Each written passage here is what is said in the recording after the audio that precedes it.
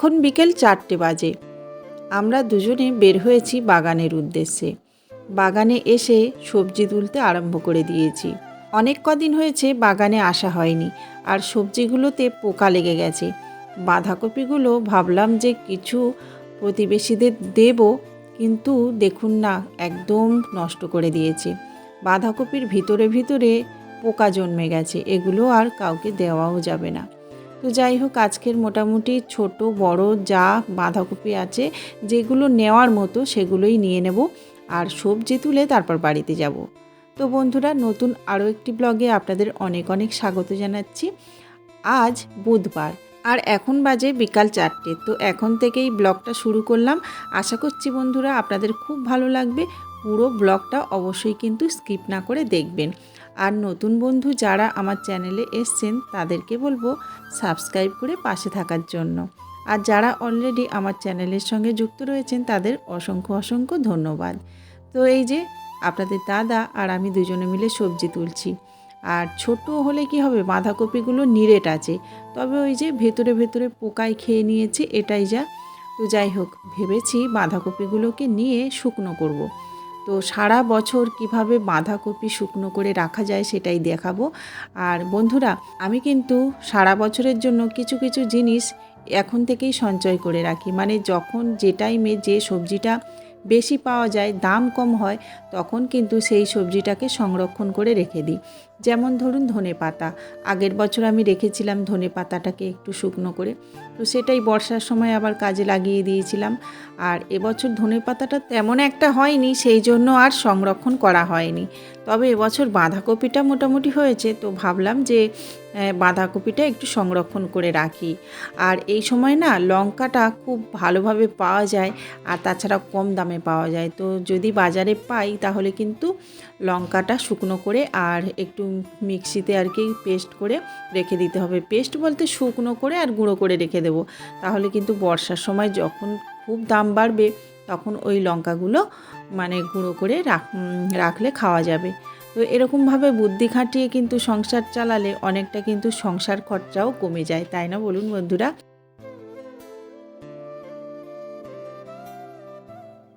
ওদিকে দেখুন সজনে গাছে সজনে ডাঁটা হয়েছে, তবে বেশি হয়নি, অল্প একটু আধটু হয়েছে। তো এখন খুবই কচি, তো এখন এই সময় না মাছ দিয়ে ঝোল খেতে বেশ ভালো লাগে। তো সেই জন্য ওই যে কয়েকটা হাতের কাছে ঝুলছিল, সেই ডাঁটাগুলো পেড়ে নিল আপনাদের দাদা।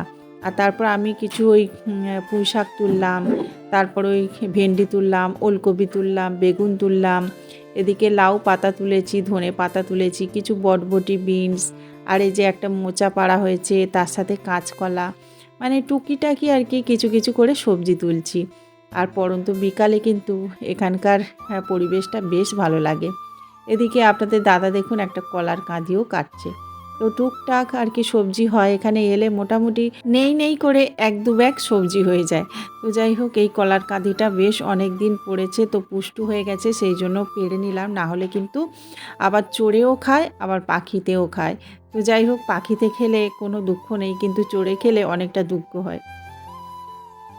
শুভ সকাল বন্ধুরা, এখন হচ্ছে বৃহস্পতিবার। তো বৃহস্পতিবার সকালবেলাটার ব্লগ এটা। তো সকালবেলা উঠে কিন্তু আমার ভোগ জল দেওয়া হয়ে গেছে, তারপরে বাসি কাজকর্ম মোটামুটি সব শেষ হয়ে গেছে করা। আর এখন ভাবলাম যে রাস্তাটা প্রচুর ময়লা হয়ে আছে, ওদিকে জেঠিমা কিন্তু ঝাড় দিয়েছে সামনের রাস্তাটা। তো সেই জন্য ভাবলাম যে আমাদের এই সামনের দিকটাতে একটু ঝাড় দিয়ে দিই। আর প্রতিনিয়ত তো এখানে পাতা পড়ছে, তো সেই জন্য মানে ময়লা তো হতেই থাকছে।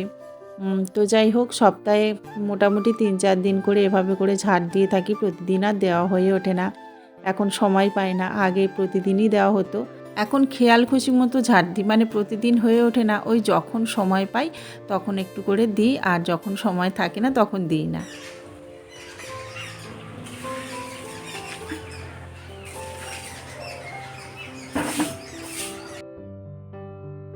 তো সকালবেলা তাড়াতাড়ি করে কাজ সেরে নিয়ে ভোগ জলটা দিয়েছি, কারণ আজকের বৃহস্পতিবার।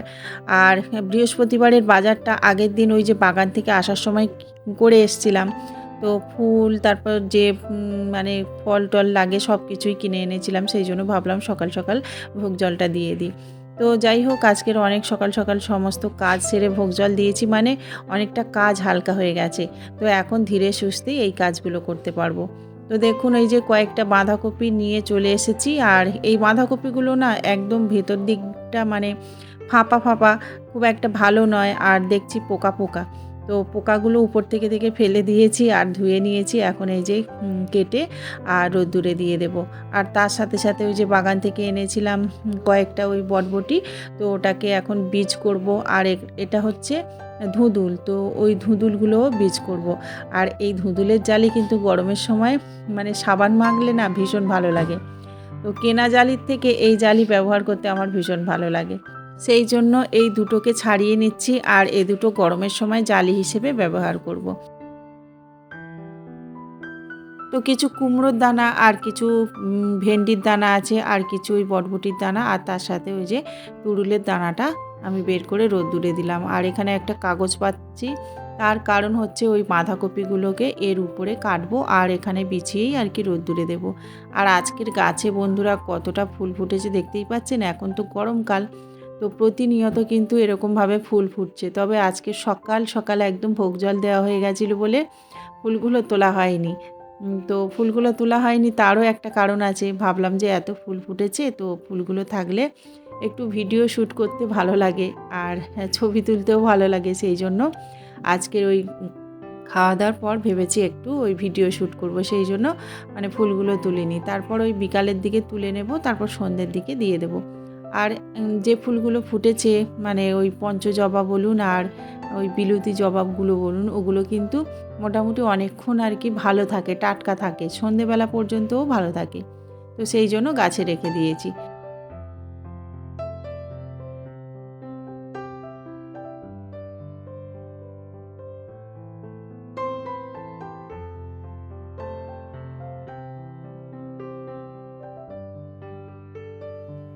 চারটে বাঁধাকপি আমি কেটে রোদ্দুরে দিলাম। দেখতে পাচ্ছেন এতটা বাঁধাকপি হয়েছে, কিন্তু শুকনো হওয়ার পর না একটুখানি হয়ে যাবে। আর যখন রান্না করব তখন অল্প একটু একটু করে ভিজিয়ে দেব, তারপরে সেটাকে ভালো করে ভাপিয়ে ফেলতে হবে, তারপরে সেটাকে চচ্চড়ি বানাতে হবে। এভাবেই রান্না করতে হবে।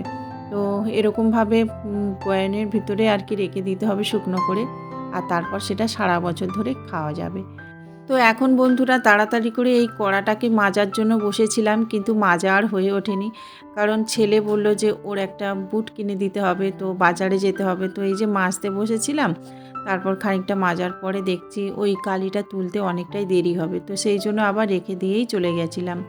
আর জানেন তো বন্ধুরা, উনানে রান্না করা হচ্ছে না, কারণ উনানে রান্না করার মতো কাঠকুটোও তেমনভাবে নেই।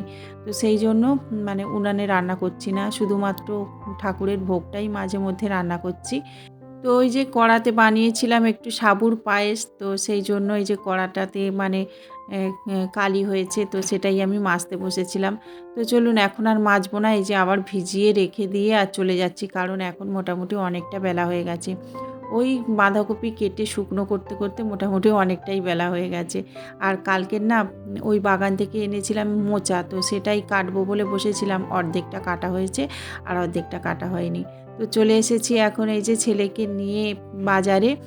আর ও এসে প্রথম বুটটা কেনবার জন্য আর কি জুতোর দোকানে ঢুকলো। আর এখানে কিন্তু আমি বড় ছেলের, ছোট ছেলের, আমাদের সবাইয়ের কিন্তু জুতো কিনি, কারণ এই দোকানটাতে এলে না মোটামুটি সাধ্যের মধ্যে সব কিছু পেয়ে যাই, পছন্দসই মতো পেয়ে যাই, সেই জন্যই চলে আসি। তো ওই যে দেখুন ওর বুটটা প্রয়োজন স্কুলে মানে যাওয়ার জন্য, তো সেই জন্য একটু সাদার উপর থেকে নিচ্ছে। কোনো কিছু কিনে দিলে বাচ্চারা যে কতটা খুশি হয় কি বলবো। তো ওদের খুশিতেই আবার আমরা খুশি হই, তাই না বলুন? আমরা বাবা মারা সন্তানদের খুশি, সন্তানদের আনন্দ থাকা এগুলো দেখলেই খুশি হই। তো এই দেখুন কয়েকটা বুট বার করেছে, তার মধ্যে ওর কিন্তু ওই সাদা বুটটাই পছন্দ হয়েছে। তবে দোকানদার দাদা অনেক কটা বুট বার করেছিল, তো ও চাচ্ছিল আরও সাদার উপর বুট। তো শেষ পর্যন্ত একটা সাদার উপরেই বুট ওর পছন্দ হয়েছে, সেটাই কিনে নিয়েছে। আর স্কুলে প্রতিনিয়ত এখন খেলানো হচ্ছে, সেই জন্য না মানে বুটটা খুব তাড়াতাড়ি মানে ছিঁড়ে যাচ্ছে। আর খেলাধুলো করলে বুটটা তো বেশি দিন টেকে না, সেই জন্য আর কি। তো যাই হোক, এই যে এই সাদা বুটটা ওর ভীষণ পছন্দ, আর মানে পছন্দসই হয়েছে বলে কীরকম মুখে হাসি ফুটেছে দেখুন। তো যাই হোক বন্ধুরা, আমাদের বুট কেনা হয়ে গেছে, এখন চলে যাব আমরা বাজারে। কারণ এই যে বাজারে এসছি মানে সংসারের জন্য টুকিটাকি বাজার তো করতে হবে, তাই না?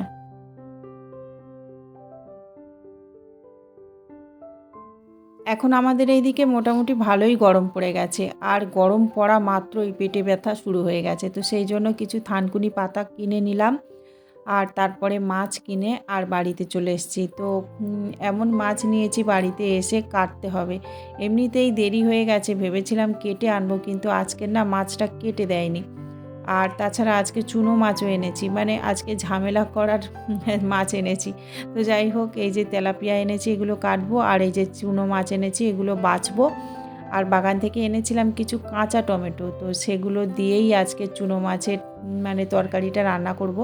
তো ওই যে মাছ কাটা হয়ে গেছে, এখন এই টমেটোগুলো কেটে নিয়েছি, আর তারপর চুনো মাছগুলো ভেজে নিয়েছি, দুদিকেই দুটো কড়া চাপিয়ে দিয়েছি তাড়াতাড়ি রান্না করার জন্য।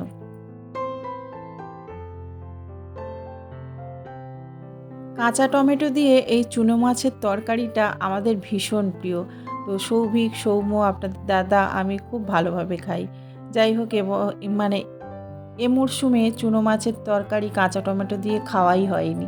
তো এই গাছে এই কাঁচা টমেটোগুলো ছিল বলে তাই এবছর এই প্রথম খাওয়া হলো। আর তারপরে এখন আমি বানাবো মাছের ঝোল। তো বাগানে থেকে ওলকপি এনেছিলাম, কচি কচি ওলকপিও ছিল, তো সেগুলোই কেটে নিয়েছি। এখন ওলকপি দিয়ে আর তেলাপিয়া মাছ দিয়ে ঝোল বানাবো।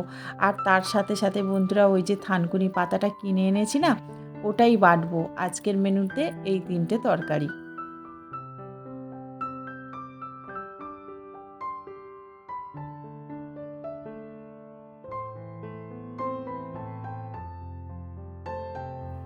রান্নাবান্না হয়ে গেছে। এখন দেখুন, বাজার থেকে এনেছিলাম আমি ১ কেজি লঙ্কা।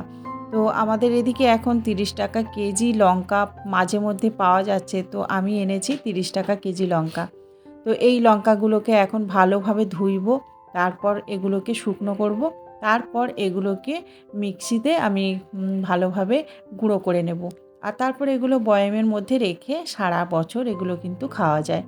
তো সেটাই করব। আজকের ১ কেজি আনলাম। তো একসাথে অনেক আনলে কী হয় বলুন তো, যদি হট করে মানে মেঘলা হয়ে যায়, তখন আবার সমস্ত মানে লঙ্কাগুলোই পচে যাবে। তো সেই জন্য আবার অল্প অল্প করে আর কি আনি, যাতে একসাথে অনেক আনলে পচে না নষ্ট হয়। তো যাই হোক, নষ্ট হওয়া জিনিসটা আবার ভালো লাগে না। তো লঙ্কা আবার দেখবেন একটু জল থাকলে পচে যায়। তো সেই জন্য আর কি খুব ভালোভাবে শুকনো করতে হয়, আর জল দিয়ে না ধুলে তো চলে না, তাই না বলুন? এখানে কত বিষ দেওয়া হয় লঙ্কা গাছে। তো সেই জন্য আবার ধুয়ে ভালোভাবে শুকাতে দিতে হয়। তো তারপরে আমরা খাওয়া দাওয়াটা করে নিয়েছিলাম, আর তারপরে একটু ভিডিও বানিয়েছিলাম বন্ধুরা। আর এখন বিকাল হয়ে গেছে। তো বিকালবেলাটা এই যে গাছেদের একটু পরিচর্যা করি। তো এখন আমি গাছগুলোকে ভালোভাবে একটু খুশে দিচ্ছিলাম, যাতে ওই জল দিলে একটু ভিতরে ঢোকে। কারণ জল এখন দিচ্ছি না, মানে ওই টবের উপরেই রয়ে যাচ্ছে। তো সেই জন্য ভালোভাবে একটু খুশে দিলাম। আর দেখুন কত মানে ফুল ফুটেছে আজকের, একদম ফুলে আলো হয়ে আছে। গরমের সময় ফুল ফোটে জানি, জবা ফুল অনেকটাই ফোটে, কিন্তু আমার এই ছাদ বাগানের গাছগুলোতে না প্রচুর পরিমাণে ফুল ফুটছে। মানে নিচে মাটিতে এত মনে হয় ফুল ফোটে না। তো যাই হোক বন্ধুরা, আজকের কিন্তু ব্লগটা এখানেই শেষ করলাম। ভালো লাগলে অবশ্যই লাইক, কমেন্ট, শেয়ার করবেন, আর সাবস্ক্রাইব করে পাশে থাকবেন। নমস্কার।